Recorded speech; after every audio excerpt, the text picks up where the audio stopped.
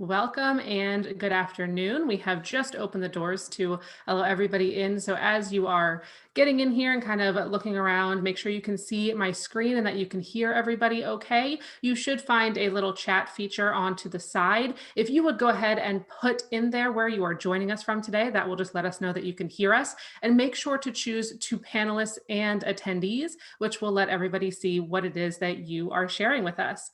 I am Meg Kearns, and I am the marketing lead for GovMates and GovMates Consortium. And I'm excited to welcome you today to our GovMates Institute, DoD's Interim Rule for CMMC, and what that means for small businesses. We have a lot to get through and a lot of questions, so we are excited to get to that today. A few participation reminders as we get started here. Those are to go ahead and remove distractions. So close down your email, silence your cell phone. I mean, even put it on airplane mode if you'd like to. That'll give you a little bit of a break, and make sure you can use headphones if possible so you can hear us really clearly. Keep your microphone on mute. You should not be able to unmute it, but just in case you can, make sure you try and keep that on mute. And then as I can see, you guys are really great listeners. You've already started using that chat, so we appreciate it. If you have questions, we do encourage you to use that chat, and I know that there will be some, so please don't hesitate to ask. As they arise, go ahead and post those questions, and there will be a replay. We are recording this, so there will be a replay in case you missed anything or if you would like to go back and see it. I am now going to turn things over to Stephanie Alexander, the co-founder of GovMates and GovMates Consortium, who is our moderator today. So Stephanie, the floor is yours. Thank you. Welcome, GovMate Nation. We are excited to have you. We are chatting about a super exciting topic. CMMC. It's the topic we all love to hate, hate to love, all the things. So we're going to get right down into it. I want to introduce our participants and panelists, and then I want to give you guys kind of a quick flavor for what you're in store for the next hour. And hopefully if we're good, we can answer all our questions and we can get you actually relevant information. I promise, if anything, we will try very hard not to bore you to tears. All right, Anthony. As you know with GovMates, who are you and what makes you an expert in your field, sir? Thanks, Stephanie. Stephanie, is that Anthony Julian with SC&H Group. I'm a principal in our risk management practice and specifically run our IT audit, cybersecurity, and privacy practice internally. Have been doing IT audit for over 15 years. And I know it bores people like Stephanie, but I live and breathe in technology standards and especially those we speak of today, NIST 800, NIST CFF, many of the third-party and cybersecurity related regulations and standards that we've seen continue to increase over the last few years as organizations continue to move to the cloud and adopt new ways of leveraging technology as part of their business. So to some of you that might be bored, some of us, I know there's others like me on the line that this stuff's really exciting and interesting for. So hopefully, as Stephanie said, we'll try not to bore everybody too much. Well, we love your enthusiasm for it and we appreciate it, and recognizing that it's not the strength of everyone, but exactly. The other thing I want to make sure is that we make this while this is not a very, very deep dive into specifics on certain things, this is what's relevant for both business development professionals, CEOs, and the C-suite. Like, here's the stuff and here's how it's going to impact your business. As you know, with any GovMates Institute, we try and make it as relevant as possible and as hard hitting.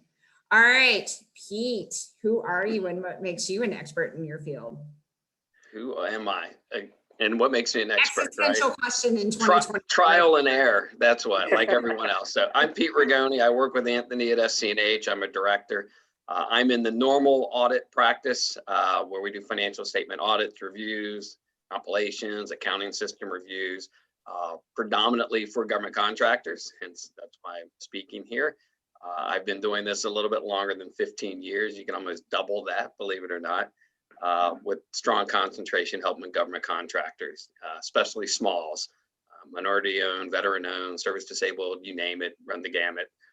That's our expertise in helping them out on all things, not just the audits and compliance, but helping, on their tax situation, which, by the way, is getting close to year end. If you haven't been talking to your accountant, something's wrong. Nice. Things how to do it. Selfish service provider here, but my passion is just helping, these companies meet their goals and succeed. And I'm here to help out. Again, we're going to rely on Anthony. I'll talk about some of the things I know.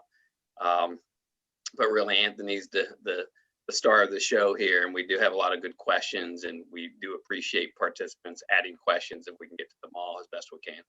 Absolutely. All right, guys, so let me tell you what you guys have in store for the next couple minutes.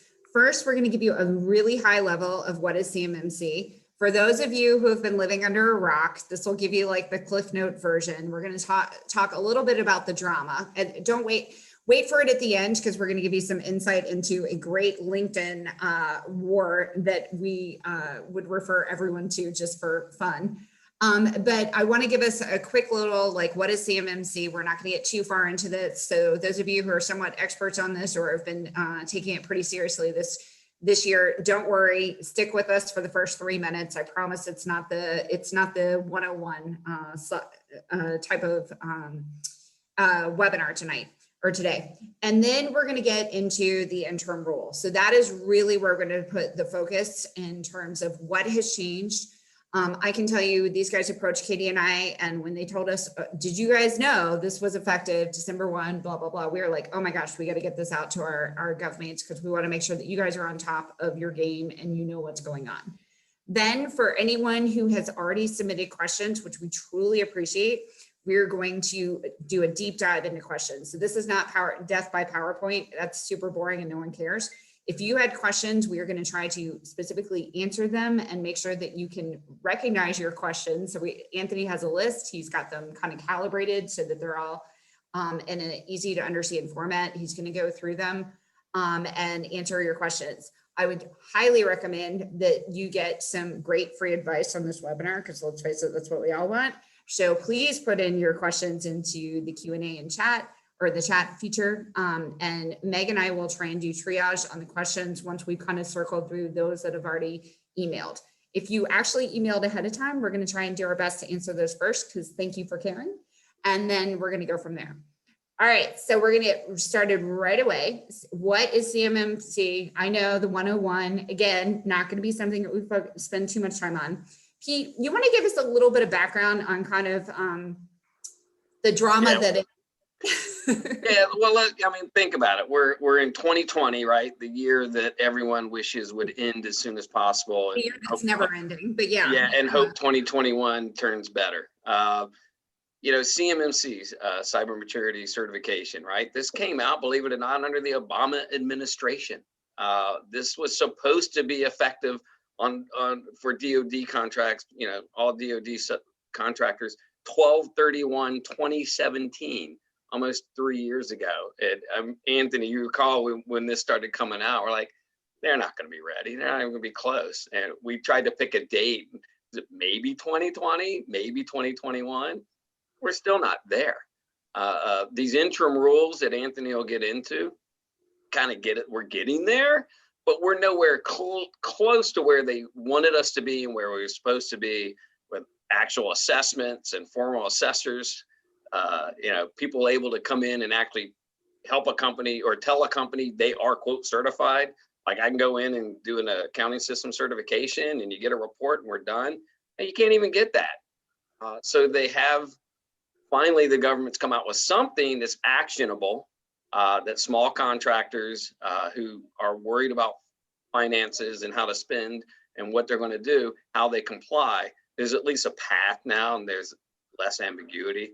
But a lot of ambiguity. But with more ambiguity, but less than what there was, and uncertainty. So at least there's now some certainty with still uncertainty. But that, that's the high level. And really, if anyone's been to, I don't know how many webinars, seminars that used to be in person, now webinars, right? Everyone knows the name Katie Arrington. And if you don't, you should, because this is the person that's been spearheading this from day one. I'm just going to say, if you want to see some insight into the back, the show, I'm going to keep it friendly, kid friendly. Go to LinkedIn and follow Mark Hijar, Hijar. I think in LinkedIn it's just Mark H with the period. but he has been calling Katie Arrington out big time on this whole process, and because it's been a complete cluster, and it's a great read because it highlights why the government does some things really well and some things not so very well. And in this case, it's not going very well. It's a great idea. You know, we all know about classified information. That stuff needs to be protected. It all came about with certified unclassified information, whatever, CUI. And, you know, that all started with the OMB breaches and breaches of things that were just general information, PII mainly, but that's where this all stemmed from. Those breaches are like, hey, you're protecting classified. Well, what about the other stuff? So let's just put something in there, cybersecurity.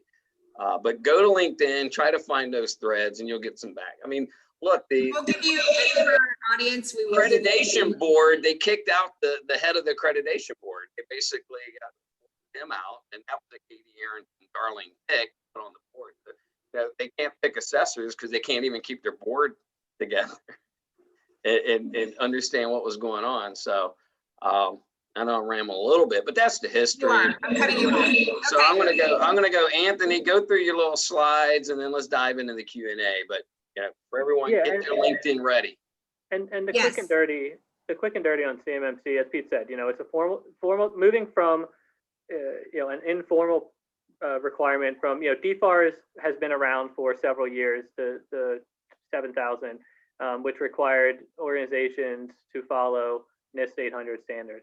But, you know, historically, there was no formal certification and third-party independent review to ensure that organizations were following. And so CMMC in itself, what it does do is, you know, it does a good job of differentiating between FCI and CUI. Now, defining which is still a challenge, but you know, it does give those organizations, you know, providing COD services that have no access to CUI an easier path to certification, you know, that follows a much more reduced set of standards from CUI. I mean, with level 1, you know, those organizations that have access to FCI, which is the unclassified information, right? So anything that is not public, but is not classified. So, you know, proposal information, budget information, things that not necessarily are considered, you know, CUI, but would still be non-public information. And that's about 60% is what their estimate is. About 60% of organizations that do work with the DoD will be classified as, you know, only having access to FCI, not CUI. So we're, you know, it's a pretty significant chunk of organizations that fall into that category. And so building upon the DFARS regulation, you'll have going into, and again, as Pete said, it was supposed to be in this year. Now you're looking at 2025 for full rollout. So between now and 2025, it'll be staged. So, you know, when we talk about the interim rule, don't think of the interim rule as a replacement for CMMC. It's really a complementary vehicle to CMMC. And so, you know, you will still see CMMC start to come into certain contracts on an approved basis by the DoD over this next 2 or 3 years. And that number will increase each year going up until 2025, where all DoD contracts will have a requirement for CMMC certification. And again, if you want to get into some of the more technical details of CMMC, there's a ton of information out there. The actual CMMC FAQ is fantastic, has a lot of information. Highly suggest going there for your specifics. But as Stephanie said, our focus, we really want to kind of spend a little bit more time today on the interim rule, what it means.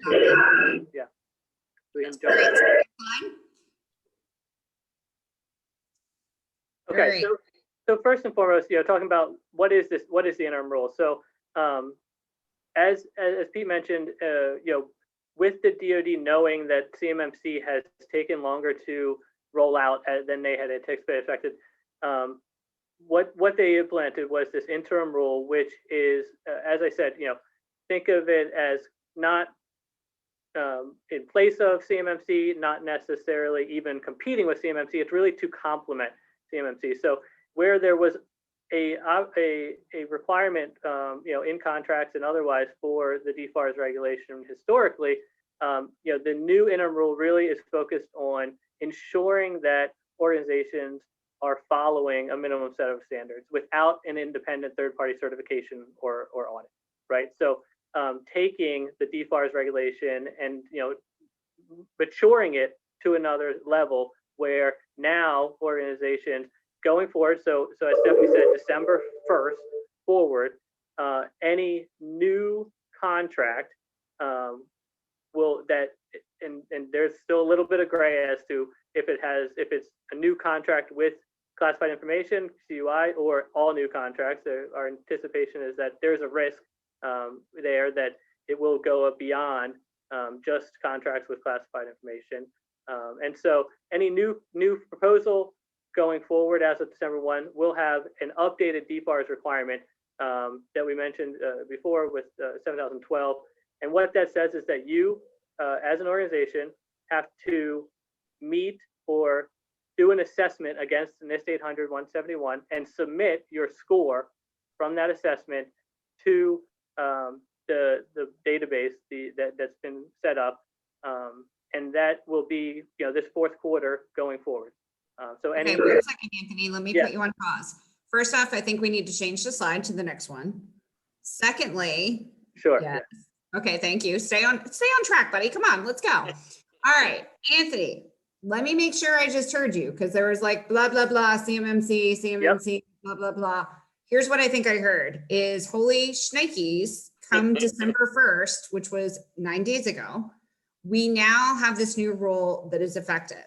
And as I asked you right before this webinar, because I think this is a key point to it, is this only on new RFPs coming Correct. out that I have to respond to, or is it applicable to new contract awards? So I may have already submitted my I may have done the proposal a bajillion years ago in typical government land, and now it's only impacting awards. Can you kind of tell us about that? Yeah, exactly. So if an award has not been granted for an RFP that was out prior to November 30th, it would not have the DFARS rule in the RFP. So it would not be contractually required.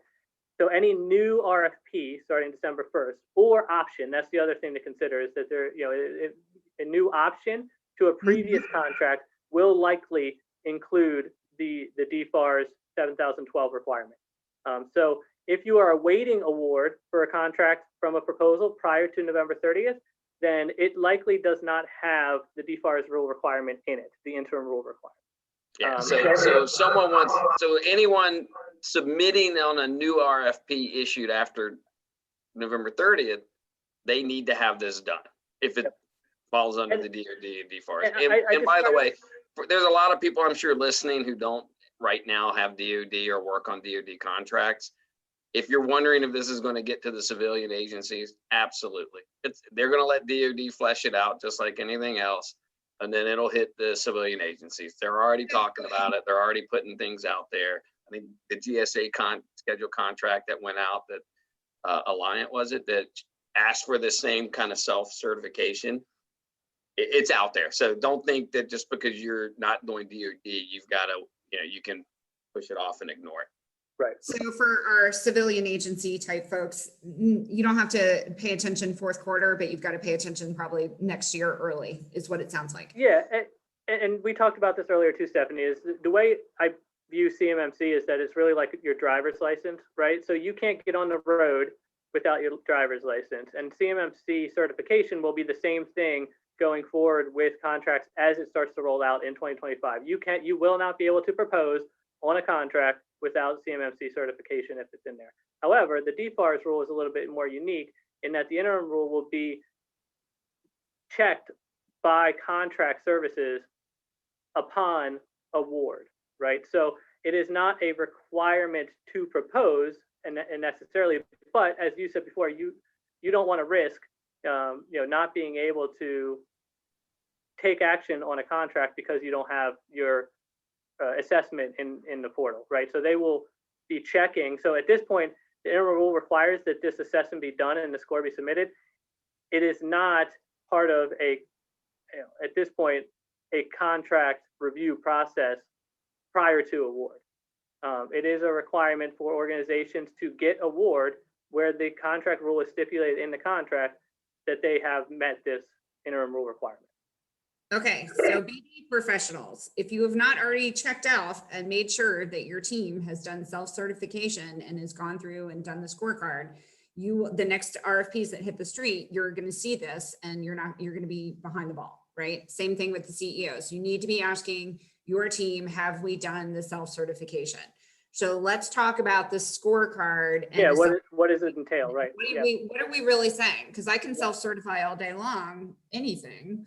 But I don't know what I'm doing, right? So what's the level of, I mean, you're telling me I can get 110, typical government, right? Like you can't use like 100 like a normal person, fine. All right, so there are, so the difference between DFAR's rule and CMMC is that DFAR's rule follows NIST 800-171, which has 110 requirements with it. CMMC takes NIST 800-171, 110 requirements and expands upon it, right? So level 3 has an additional 2025 standards beyond this 800 specific to CUI. So, but the interim rule is based on NIST 800-171, not based on the CMMC framework. Okay, that's point one. So for each of the 110 requirements that you meet as implemented, you would have a score of 1. And then for each that you do not meet or partially meet, you subtract from that score. And they're weighted. So there are certain requirements where you would subtract 1. And there are certain requirements where you would subtract 5. And there's actually, believe it or not, a few where you can subtract half for having half implementation. There is and we can send out the link. There is actually a very well documented scoring, like NIST put out how you score and the different considerations to make for each of the requirements. We can certainly provide that. But ultimately, you could end up with a negative score in the negative 200s. Or a highest score of 110. And again, the thing to make sure that we reiterate here is that you do not have to have a score of 110 to submit your score into the system. And in most cases, you probably will not, which is why one of the other additions to the DFARS interim rule is that organizations not only have to submit their score, but they'll also be required to submit a POAM, which is basically a plan of action and milestones of you saying, hey, I'm missing these 20 requirements. Here's my plan for meeting the requirements and when it's going to happen. And that's part of the, one of the action items that have to be, input into the system along with your score is that POAM as well. Okay, so I have to do a self-score, right? So I've got to get up to 110 points. It sounds like I could be as much as negative 200. And I'm like, if you're doing that, don't tell the government, don't bid. Like that's bad. Well, it can be, but not necessarily. We'll get into that with some of the Q&As later as to why you might have a low score. And again, at this point, the expectation that's been communicated is not that those scores will be weighted as part of the contract award. The only thing at this point that has been communicated is that you must submit a score and a POAM, period. And will that change in the future? Maybe. But at this point, the expectation is, especially as this is a new standard and the rapidness that it was rolled out, I think there is an expectation that there will be lower scores up front. But you should, your scores are good for 3 years, but you should be updating them regularly if you have a POAM, because if you go for, let's say you submit a score with a POAM, and then 6 months later, you're proposing on another RFP. If you haven't addressed your POAM date, and then you're not in compliance in the system, right? Yeah, so they need to be. Yeah, and there are a bunch of questions have just come in just on this scoring. Just real quick, Anthony, just explain one how they came up with the 110, because that doesn't get into if they want to be level 4 or 5. Why again, it's 110? 110 is the NIST 800 standards, and it is basically a score of 110 says I have implemented controls to meet all 110 requirements. Yeah, so that's to the person that asked that. They're not asking about the full implementation. It is strictly the NIST. And then, what's a bad score? Well, right now, no one knows what a good or bad. It's just a score, and then you have to show the plan to get you to complying with the 110. Right, and we've got some questions on that later. We'll get into more details and specifics on some of those as well. So for any RFP, I need to submit my self-scoring. I need to submit my POAM. I go after another RFP, I have an opportunity to continuously update this document. So in theory, my score may be like 60, but next week it's 70 and my POAM is slightly smaller because I did the stuff that I did. So I need to take the victory lap, update every time. So this is something I need to be considering as I'm going through my kickoff meeting on the proposal, right? Like, is this clause in there? Yes or no? Yes, no. Have we submitted before? Yes, no. What's the update, you know, and what that looks like. So this is one more step that you've got to bring in, and one more round of people you got to get in that kickoff meeting for your proposal team to make sure. And does this flow through to my subs? Yeah, absolutely. And we have that highlight here. The requirement absolutely 100% flows down to subcontractors as well. All subs on the contract. All subs, absolutely. All tiers. Subs, All tiers. subs, all the things. So All now, tiers. not only do I need to know how crappy your rates are and what your labor quals are, now you got to confess to me where you're at with the. You have a score submitted into the, exactly, yep. And is it a yes, no to me as a prime? I just need to check that my subs have actually done this. They don't actually have to tell me their score. The score, I mean, that's up to you. I mean, but, you know, I would at minimum want to ensure that, yes, they have submitted a score and a POAM in the system, 100, you know, and a system security plan, which basically is how you came up with your score. And if I'm honestly looking for teaming partners, I'm going to be like, hey, I'm going to kind of want to know what that score is potentially, given that it's a number. I mean, I would. Like, Yeah, I don't want to be submitting it's good subs business, like negative right? 200. Yeah.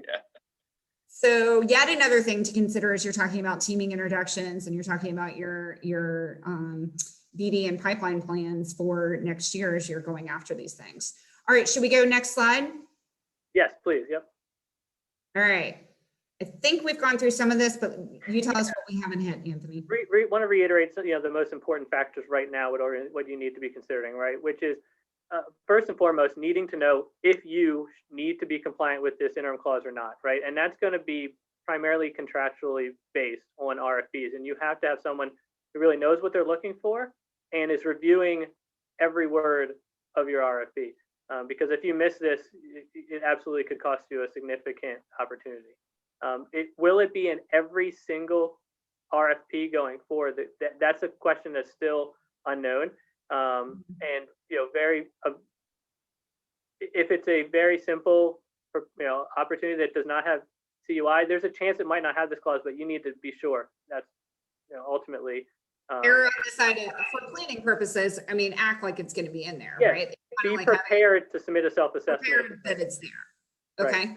Yep. So review your contracts, review your past contracts, because if they had reference to DFARS historically or FAR 52-204-201, then most likely that option is going to have the interim rule in it as well, right? So it wasn't always implemented historically. The language was in there, but the DoD never acted on it. So there was never the requirements as stringent as it is now. So if you see in your old contracts reference to these clauses, and you know, ideally you were following them and you're following NIST 800, but in a lot of cases, as Pete said, you know, they weren't policing, and now there they was are. no teeth to it.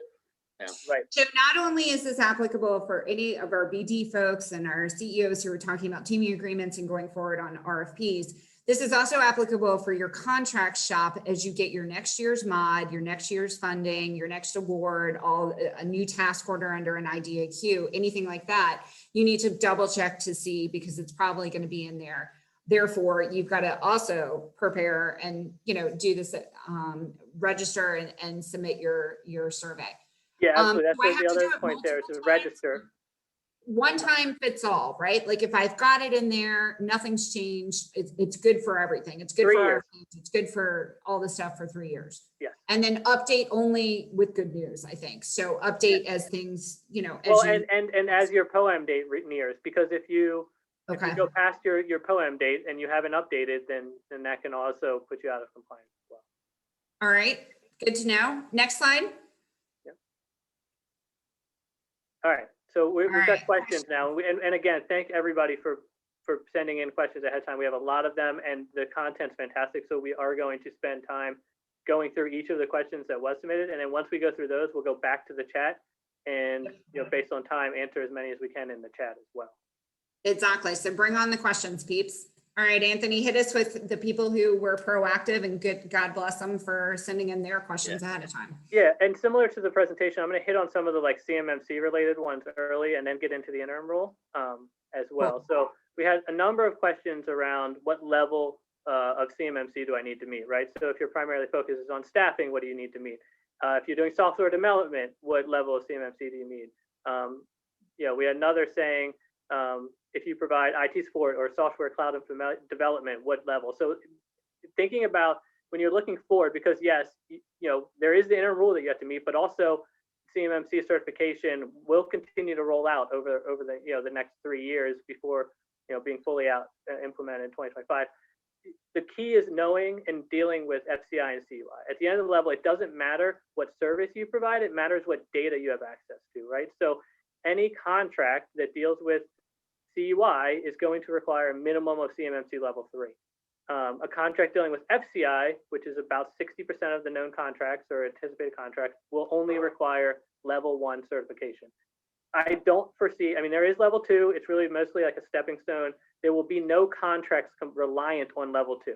It will be 1, 3, 4, 5. And so knowing your contracts and knowing the difference between FCI and CUI is critical to determining what level you are going to be required to be certified to. Okay. So then going down to subcontractors, which I think we already talked about, we have some questions about, you know, if you're a sub, you still have to meet requirements for a CMMC and interim rule. And again, the answer is yes. The level and the requirements that flow down to subcontractors is determined by the contract, not by necessarily the prime, because the prime might have multiple contracts that require them to be, you know, level 4 or 5 certified, but the contract that you work on might only require level 3 or level 1.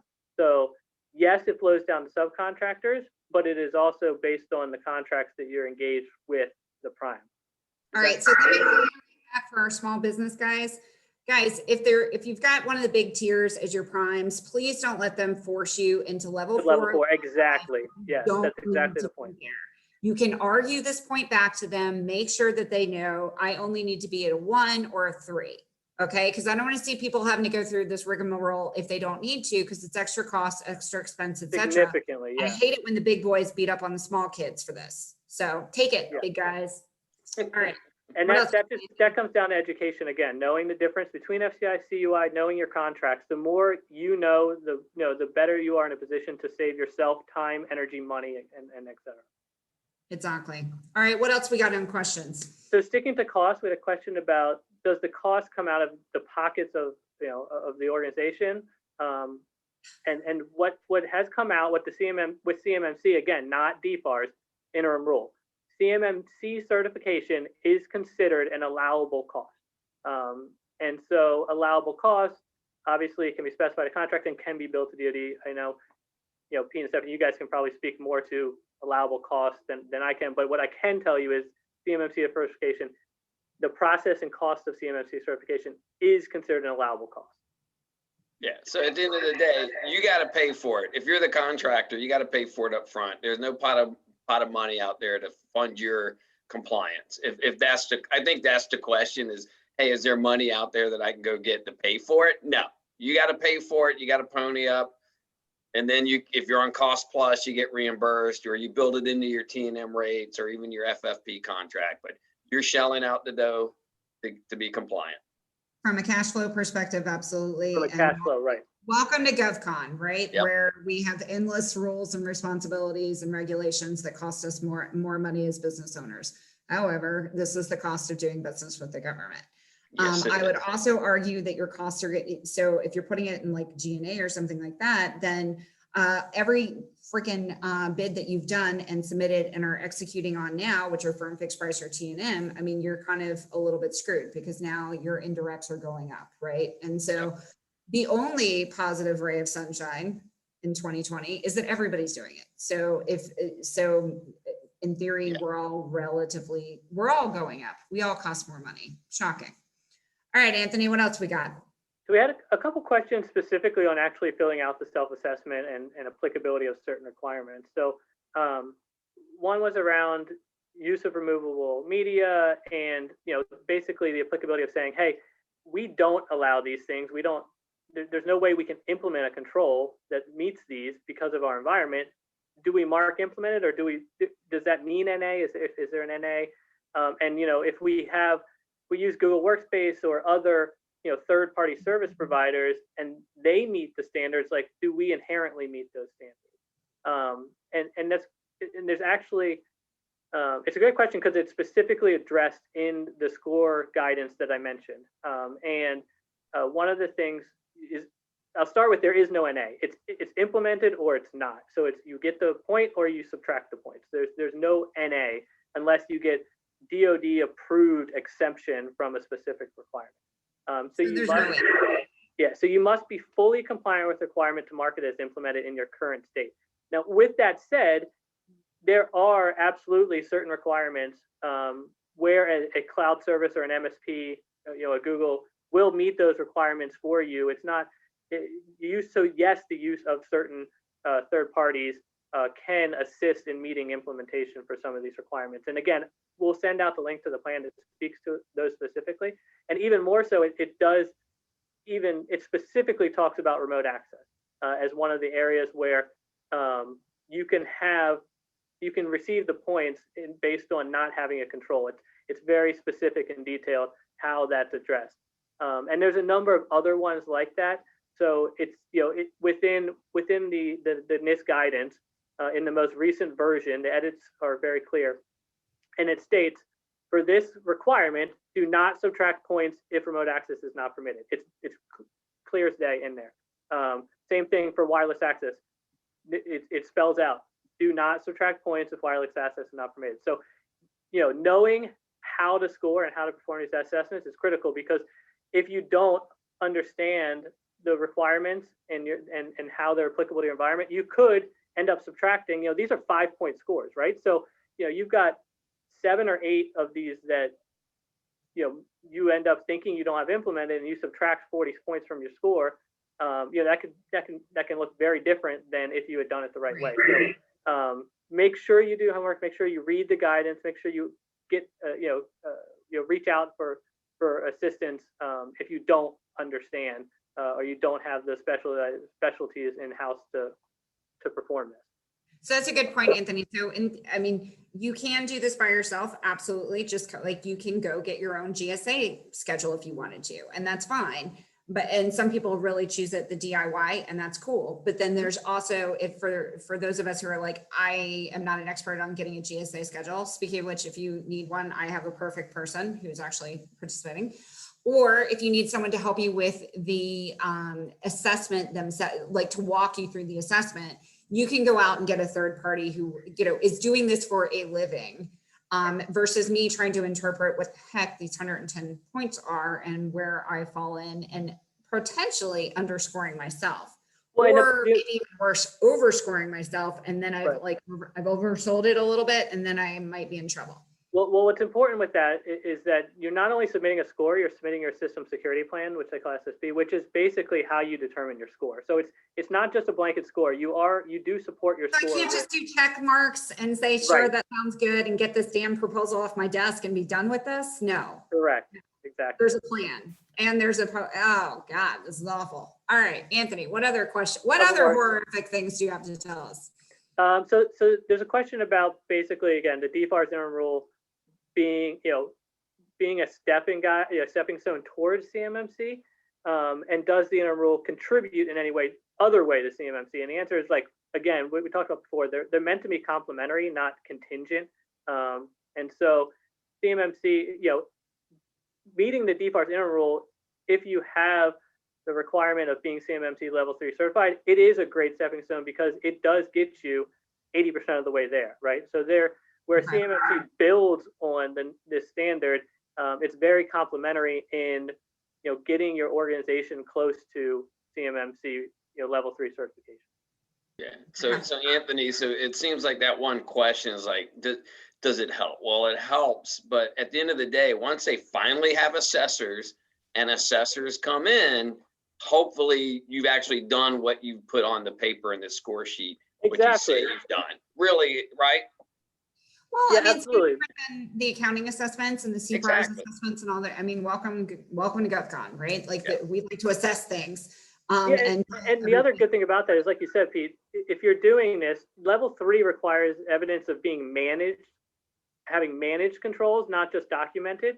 So you need to show that, like you said, you need to show that you are actually doing these things over a period of time, not in just design and documentation. Yeah, there has to be stuff, there has to be data going forward that you can show, yeah, we reviewed this is where we did this.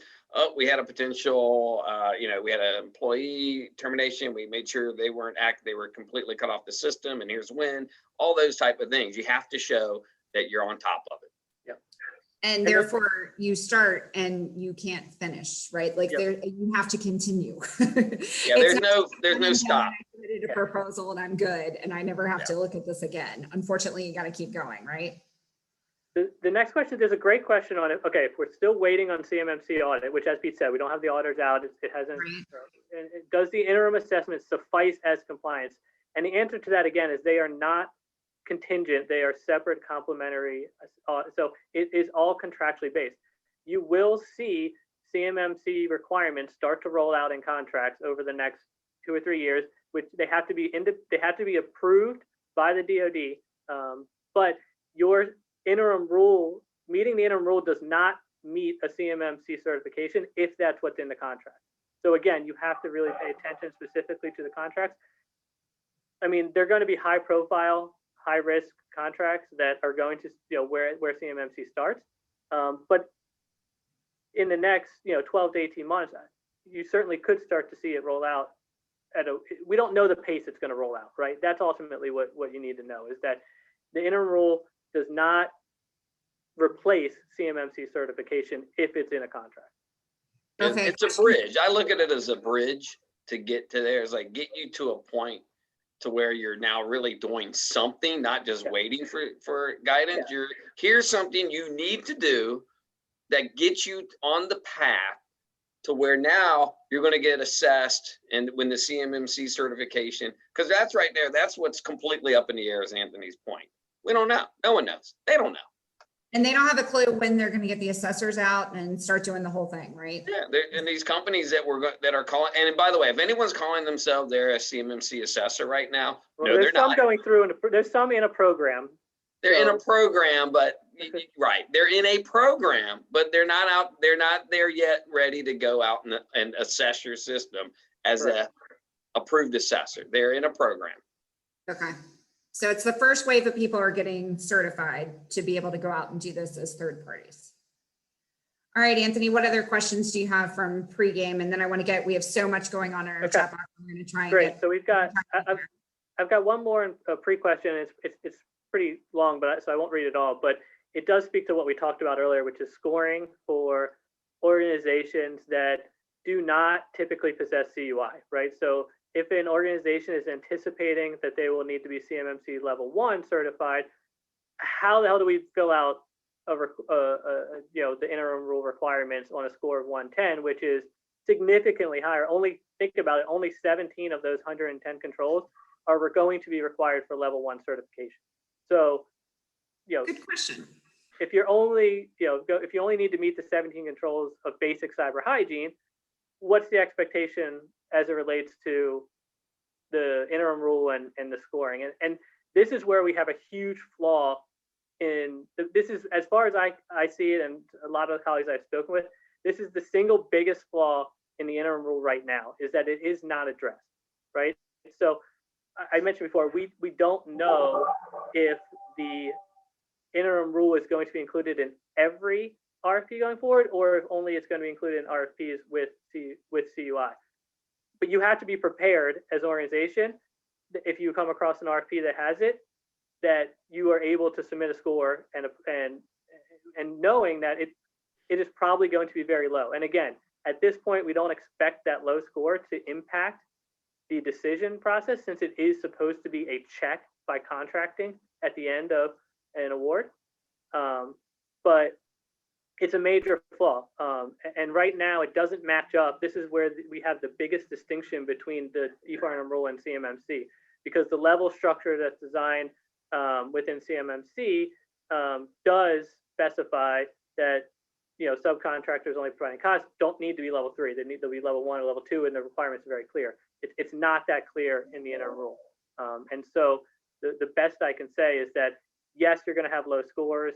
I would not say I wouldn't say go and put into place the requirements to meet 110 perfect score, because like you said before, Stephanie, I mean, that's above and beyond costs and requirements of what it's going to put a lot of small businesses out of the opportunity to compete for a lot of these awards. All right, I can't help but be cynical because it's 2020 and that's the year we're having, is that eventually I can see these scores actually being part of the proposal evaluation process. I mean, does anyone else see this train coming? So Oh yeah, I mean, look what came out of, look what came out on COSP4. Look what COSP4 kicked out there. Everybody's like, what? What do you mean smalls have to have approved accounting, approved purchasing, EVMS, estimating system? Oh, So again, I mean, I'm kind of like, all right, if you legit need to be at 1, you're scoring, you're self-scoring yourself against 110, which is really for a level 3 plus. You're probably not going to put in the time and expense to get you to a level 3, because quite frankly, you just need to be at a 1, and that's your business model. And then your competitor, who happens to have slightly different business, slightly different contracts, slightly different whatever, they go all in and they're at a 3. Now we're comparing, well, my score is a 60 and my competitor's score is a 90, right? Or whatever it may be. Is that going to eventually become a contracts evaluation thing? And, or do you see the protests coming? Right? Like, I would say this. One more level of government stuff. I think it will. But I will say this. I do think that there's enough right now. We tell people, if you have questions about this, specifically put them out to the DoD, because we need the interim rule change. We need it updated to reflect the requirements of those organizations that only deal with FCI. We've defined FCI. Why isn't it included in the interim rule, right? And so if scoring becomes if this scoring becomes part of the award process, I only see that happening if they've made a clear distinction and understanding of those level 1 requirements and separate scoring for FCI within the interim rule or CUI, which it doesn't exist now. But I do think that will be one of the first changes we see over the next 6 months, is a change to how these organizations with FCI only approach scoring. From that perspective. Okay, let's jump into, we have so much going on in the chat, you guys, so I promise we're going to try and get as many as possible. We only have 10 more minutes. Wait, we did want to hit the JV question. We do have one pre-question. If you want to shout out the questions for me, that would be great. But real quick, there was one pre-question about JV, not just subs. So real quick, someone asked, does the JV itself have to be CMMC certified or comply with the interim rule? I've checked. No. Especially on an unpopulated JV. It's like facilities clearance. All this stuff's going to be done at the owner or JV partner level that's doing all the contracting anyway. So we would think that if you submit at the company level, as long as you're doing what you're supposed to be doing, all companies on that contract through the JV have to have it. So if it's not just the 2 JV partners, but you also have subs, then yes, they all have to have it, but not the JV itself. All right, so to reiterate, subs, got to do it, got to ask for it, got to be prepared, got to monitor that they've actually done it. As far as I know, there's no way for you to independently go in and check or verify what your competitors have put in. So that seems like that's probably not a thing, but you need to make sure that they get it in. It's one more thing, kind of like your cost volume, right? Can you competently put together a cost volume, and does it tie out and does all the things? Did you get your reps and SERPs in? Now, did you add this to your checklist? Did you guys get this in, right? So that's the first thing. Second thing, unpopulated JV, not on the JV level, but anybody and everybody who's playing in that game has to have it. True? Yeah. All right. What other questions do we have? Meg, do you want to jump in here? Because I know you've been monitoring and I know there's a lot going on, and let's face it, I can multitask, but not that great. I have them up too. I can do them. All right. Shout out. Yeah. So time. Yeah, we're in the hard part of things, right? So one is they're having issues with SPRS. I don't know if you can answer those. I think those might be one-off things to contact with. I mean, the only thing I can think of, I saw that, I haven't heard of that as being an issue. Can you restate the question so everybody on the call understands what you're talking Yeah, about? so basically someone is, literally their question is, the only way to get documents directly in the SPRS is to be a DoD prime, how to get docs into the system when you're not a prime, or I'm trying to get in the system, I keep getting blocked out. You should only have to register. To register, I know you have to have a cage code, so that may be a holdup, but you should be able to request a cage code directly through the SRPS website. SPRS website. So if you're in SAMs anyway, so in general, you should not, I mean, like. And that's the cage code is all that you should have to register. And so I haven't heard of any instances where there's been any issues getting registered otherwise. Okay, so that might be a one-off question. Hopefully it's not as notoriously horrible as SAMs or anything else, but let's face it, it's a government repository, so I'm sure it's, as brilliant and wonderful as that can be. Yeah. All right, what other questions do we have that we can answer? We've got like 8 more minutes until we got to wrap up. Let's see, Anthony, you're going to put a link. Maybe Meg can put a link. Yeah, I was gonna say I'll send it to Meg to send out. I have it up right now. And we will be sending everything out, you guys. So just FYI. So don't worry about. We will send slides. We will send audio. We will send all the things. So yeah, Meg has it. I just sent it to Meg, so I'll make sure it gets out. Yep, we will deliver everything to you with a nice little bow on it. So no need to dig. Exactly. Meg, what other questions do we have? So we've got a couple. A lot of them do refer a lot to like where to go to submit things, or when you're giving a score to a prime, it doesn't seem like it's going to be a very effective thing since they don't know what your IS is. So especially when things could possibly be NA. So does the rule state that primes only need to confirm SPRS submissions and not the actual data, or is that incorrect? So they don't know. I mean, it's up to your prime. If they're going to ask for a score, that's up to them. But it's not, I wouldn't say they need to know it necessarily at this point based on what's been provided. But again, if you win a contract award, the contractor will check every listed sub to ensure that it's been performed and that there is a score submitted in a POAM. So if I'm the prime, I'm going to want to be very confident that this was done. I gotta tell you, if I'm the prime, I'm gonna ask for that score. I just am. I want to know. Could be because this could be. You have to give it. The answer is no, but it's up to you how you deal with the relationship with your prime. Exactly. Be prepared. A couple of questions are kind of similar where, I'm ISO 9000, this, that, or other. I already have facilities clearance. Do I automatically qualify or can I leverage from that? Again, kind of address that.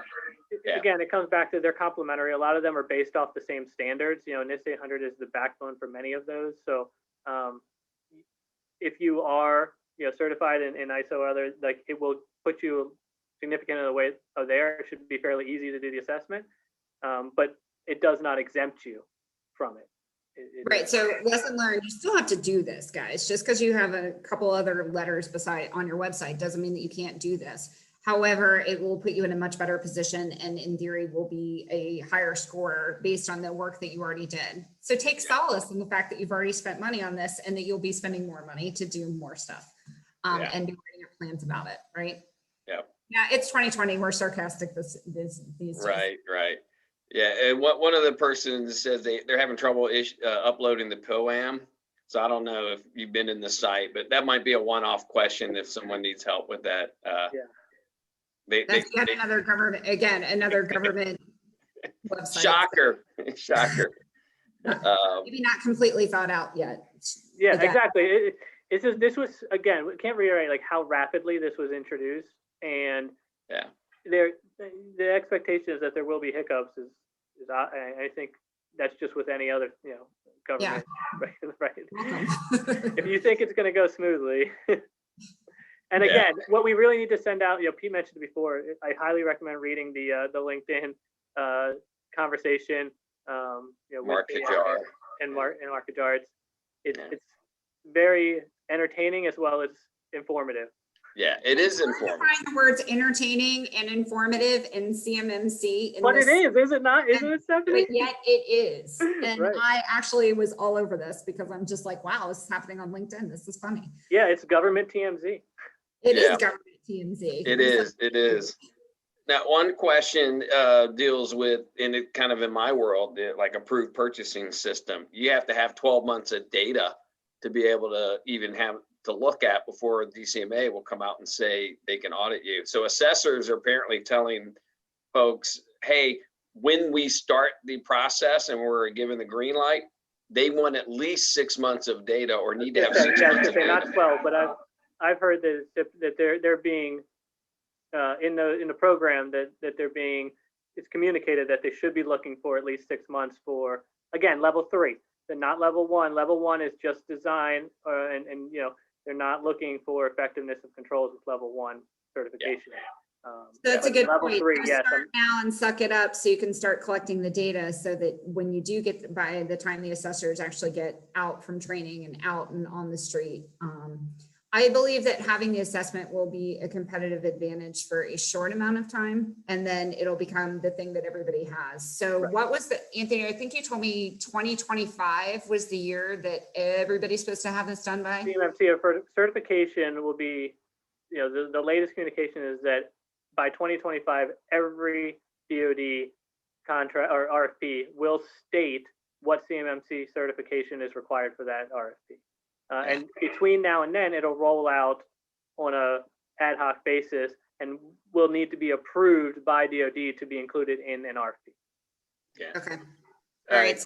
Quick question is, does the interim rule also exclude COTs, COTS providers? And again, we talked about this before, which is this is the Yeah. biggest flaw in That's the the interim problem, rule. right? That's right now it's and I've talked to a lot of people you know, about this, and we all are on the same page. It is the single biggest flaw in the interim rule right now, that it does not specify. Yeah, there's no exclusion, and it's, again, they're trying to do a one size fits all approach, and it doesn't. Welcome to the What I government. would say to cost providers is, again, be diligent in reading your contracts, because Yeah. it may not be in there. It may. You're just going to have to be very diligent and educated on what you're looking for. Yeah. And as you're getting those contract mods in, right? So end of year money, not end of year, end of calendar year, things that are on kind of those types of pops, start paying attention to all those little fire clauses at the bottom that we all kind of ignore and gloss over. Those are where you will find that and see if there's any update. So It I know does that- sound like a lot of people are having issue with the SPRS, Stephanie. So like you said, it might be worse than SANS, but Yeah, someone, a panelist gave a good answer. If you're having issues, you actually have to, if you don't already have an account, corporate account management, PIEE, you'll have to call the PIEE help desk to have them add your cage in order to activate your account. Then you can request access to the SPRS. Hey, I'm from the government. I'm here to help. Everyone loves those words, right?